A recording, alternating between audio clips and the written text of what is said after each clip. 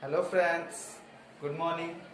तो मैं आज आपको परमाणु की संरचना का पार्ट सेकंड पढ़ाऊंगा, जो कि किसका सिलेबस है? डीएलएड सेकंड सेमेस्टर का ही सिलेबस है। ठीक है। आप लोग इसको देखने से पहले आप फर्स्ट पार्ट भी देख लीजिए। तो सेकंड पार्ट में मैं आपको क्या क्या पढ़ाऊंगा? पहला पढ़ाऊंगा इलेक्ट्रॉनिक विन्यास, फिर संयोजकता के बारे में बताऊंगा, फिर इसके बाद समस्थानिक और समभारिक के बारे में बताऊंगा, जो कि मैंने पिछली क्लास में भी कहा था कि वीडियो लंबी हो जाने की वजह से मुझे ये वाला पार्ट बनाना पड़ रहा है। तो चलिए स्टार्ट करते हैं इलेक्ट्रॉनिक विन्यास के बारे में। Okay, let's see. तो इलेक्ट्रॉनिक विन्यास क्या होता है?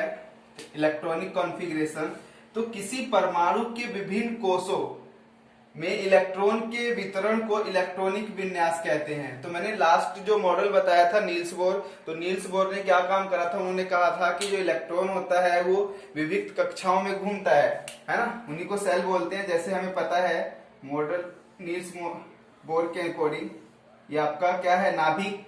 तो ये आपका पहला कोष हो गया के एल एम।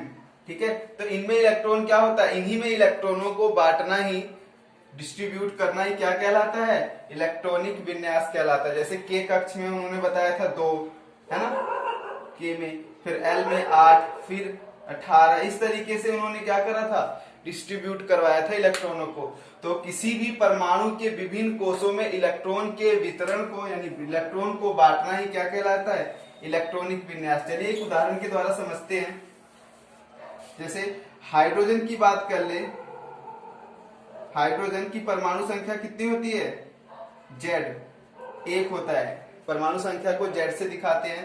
तो अगर मान लो मैं इलेक्ट्रॉन कॉन्फ़िगरेशन करूं तो पहले वाले कक्ष में कितने इलेक्ट्रॉन आ जाएंगे? ये तो आपका नाभिक है, तो कितने आ जाएंगे? 2। ये आपका नाभिक है, तो 2 इलेक्ट्रॉन दिखा दिए। जैसे अगर मैं बात कर लूं सोडियम की, सोडियम की परमाणु संख्या कितनी होती है? 11।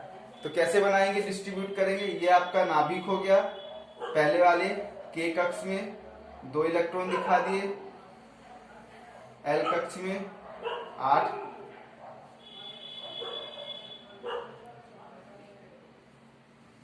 तो अभी बचे कितने हैं? 2, 8, 10 हो गए, और एक बचा हुआ है जो कि लास्ट में आएगा के एल एम कक्ष में। तो ये आपका हो गया सोडियम का इलेक्ट्रॉनिक विन्यास। इसको आप ऐसे भी लिख सकते थे, इसका तो 1 होगा सिर्फ। इसमें क्या हो जाएगा इलेक्ट्रॉनिक विन्यास? 2, 8, 2, 8, 1। ठीक है। यानी पहले कक्ष में 2, अगले में 8, फिर अगले में 1। इसी तरीके से औरों का भी बना सकते हो। मैग्नीशियम के 12 होते हैं, तो लास्ट में यहाँ पे 2 हो जाएगा, बाकी अंदर वाले ऐसे ही बने रहेंगे। आई होप समझ में आ गया होगा इलेक्ट्रॉनिक विन्यास। तो विभिन्न कोषों में इलेक्ट्रॉनों को वितरण करना ही इलेक्ट्रॉनिक विन्यास कहलाता है। अब इसके अकॉर्डिंग हम सीख जाएंगे कि संयोजकता किसे कहते हैं। Let's see here. अब संयोजकता के बारे में पढ़ते हैं। तो अब है संयोजकता। वैलेंसी क्या होती है? तो किसी परमाणु के व्याहितम यानी बाहरी कक्ष में उपस्थित संयोजी इलेक्ट्रॉनों की संख्या, यानी किसी भी परमाणु का जो हम इलेक्ट्रॉनिक विन्यास करते हैं तो उसके अंत में जो इलेक्ट्रॉनों की संख्या होती है उसे ही हम संयोजकता बोलते हैं। ठीक है, ध्यान से समझना। अभी इसमें एक ट्विस्ट है। तो जैसे उदाहरण के लिए समझते हैं, हम बात कर लेते हैं लिथियम की। लिथियम का जेड का मान कितना होता है? 3। तो इसकी संयोजकता कितनी हो जाएगी? हमें पता है पहले में 2 हो जाएगा, अगले में कितना हो जाएगा? 1। तो इसकी संयोजकता कितनी हो जाएगी? इसकी संयोजकता हो जाएगी आपकी वैलेंसी 1। सोडियम की बात कर लूं, सोडियम की परमाणु संख्या 11 होती है, तो पहले में 2 होगा, अगले में 8, फिर 1 होगा। तो इसकी संयोजकता कितनी हो जाएगी?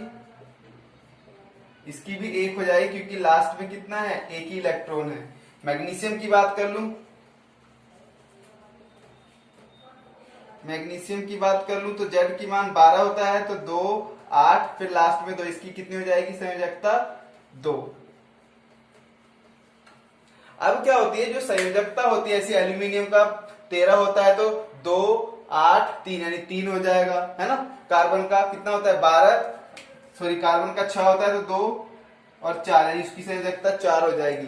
तो अब क्या होता है, जो संयोजकता होती है वो 4 से ज्यादा नहीं होती है। तो क्या हो जाता है, अगर मान लो किसी भी परमाणु के अंतिम कक्ष में 5 इलेक्ट्रॉन आ जाए, 6 आ जाए, 7 आ जाए, तो क्या उसकी संयोजकता 5 होगी, 6 होगी, 7 होगी? नहीं, ऐसा नहीं है।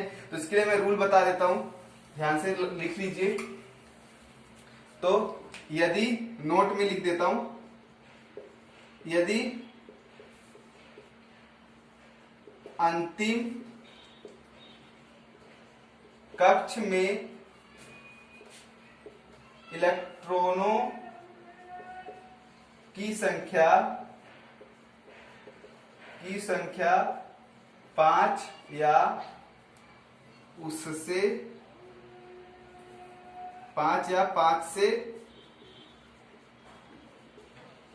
अधिक हो, तो जो संयोजकता होती है, संयोजकता जो होती है वो कितनी हो जाती है? 8 माइनस अंतिम कक्ष में इलेक्ट्रॉन की संख्या। इसका मतलब ये होता है कि यदि किसी परमाणु के अंतिम कक्ष में 5 या उससे ज्यादा इलेक्ट्रॉन पड़े हुए हैं तो उसकी संयोजकता 8 में से घटा के बताएंगे। जैसे हम उदाहरण के लिए समझते हैं, मान लीजिए हम ऑक्सीजन की बात कर लेते हैं, तो ऑक्सीजन की जो परमाणु संख्या होती है वो होती है आपकी 8, ठीक है। तो पहले में कितना हो जाएगा? 2, और अगले में कितना हो जाएगा? 6। अब इसकी संयोजकता 6 तो होती नहीं, तो इसकी संयोजकता कितनी हो जाएगी? इसकी संयोजकता हो जाएगी 8 घटा अंतिम कक्ष में 6 है ना, तो कितनी हो जाएगी? 6 घटा देंगे तो 2। इसकी संयोजकता कितनी हो जाएगी? 2।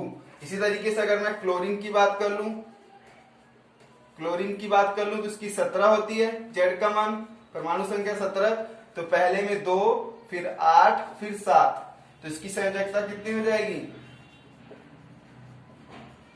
इसकी संयोजकता होगी 8 माइनस 7 यानी कि 1 होगी। तो इस प्रकार से आप लोग निकाल सकते हो संयोजकता किसी भी तत्व का, किसी भी परमाणु का, यदि उसकी परमाणु संख्या आपको पता होगी। आई होप आप लोगों को ये समझ में आ गया होगा। तो अब हम पढ़ेंगे समस्थानिक क्या होते हैं, आइसोटोप्स क्या होते हैं और उसका यूज क्या होता है। Let's see here. तो समस्थानिक के बारे में पढ़ते हैं, जिसको बोलते हैं आइसोटोप्स। तो वह तत्व जिसकी परमाणु संख्या समान हो, यानी एटॉमिक नंबर सेम हो, परंतु परमाणु द्रव्यमान क्या हो? भिन्न हो, अलग हो, उसे हम समस्थानिक कहते हैं। जैसे कार्बन के 3 समस्थानिक पाए जाते हैं, H11, H12, H13। इसका मतलब यह है कि हाइड्रोजन 3 रूपों में पाया जाता है, जिसकी परमाणु संख्या एक ही होती है लेकिन द्रव्यमान अलग अलग होता है। इसको बोलते हैं H1 वाले को प्रोटियम, ड्यूटियम, और इसको बोलते हैं ट्राइटियम, ठीक है, 3 वाले को। कार्बन के भी पाए जाते हैं समस्थानिक, कार्बन 612 भी पाया जाता है और कार्बन 614 भी पाया जाता है।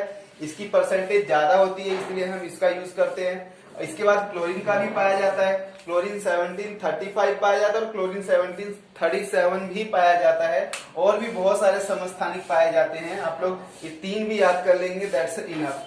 अब इस समस्थानिक का यूज बड़े अच्छे जगहों पे होता है। लेट्स सी कहाँ होता है। सबसे पहले यूरेनियम का एक समस्थानिक होता है, यूरेनियम जो होता है 92 और 235 भी पाया जाता है। यूरेनियम 92, 238 भी पाया जाता है इसका समस्थानिक, ठीक है।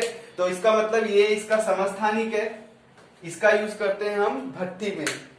यूरेनियम के एक समस्थानिक परमाणु भट्ठी में यूज किया जाता है, ये वाला, क्योंकि ये तो इसकी परसेंटेज ज्यादा होती है, ये हाईली रिएक्टिव होता है। इसके बाद कैंसर के उपचार में कोबाल्ट का समस्थानिक भी यूज किया जाता है, ये याद रख लेना आप लोग। घेंगा के रोग में जो आयोडीन का भी समस्थानिक पाया जाता है, उसका भी उपयोग किया जाता है, ठीक है, घेंगा के इलाज में, ठीक है। तो आगे हम पढ़ेंगे संभारिक क्या होता है, लेट्स सी। तो संभारिक क्या होता है, जिसको आइसोबार्स बोलते हैं। तो ऐसे तत्व जिनकी द्रव्यमान संख्या समान हो, एटॉमिक मास सेम हो, लेकिन क्या हो, परमाणु संख्या अलग अलग हो, भिन्न हो, ऐसे तत्वों को हम संभारिक बोलते हैं। जैसे देखिए कैल्शियम 20, नीचे हमेशा परमाणु संख्या लिखी जाती है और ऊपर परमाणु द्रव्यमान लिखा जाता है। तो कैल्शियम 20 का ही परमाणु द्रव्यमान 40 होता है। और आर्गन तो आर्गन 18, 40 और पोटेशियम 1940 का भी जो परमाणु द्रव्यमान होता है वो सेम होता है और परमाणु संख्या अलग अलग होती है। तो ये दोनों ही उदाहरण हैं समभारिक के। आई होप आपको ये वीडियो पसंद आई होगी। पसंद आई हो तो प्लीज शेयर सब्सक्राइब जरूर करना, कमेंट्स करना अगर आप लोगों को कुछ भी पूछना हो। Thank you so much, thanks a lot.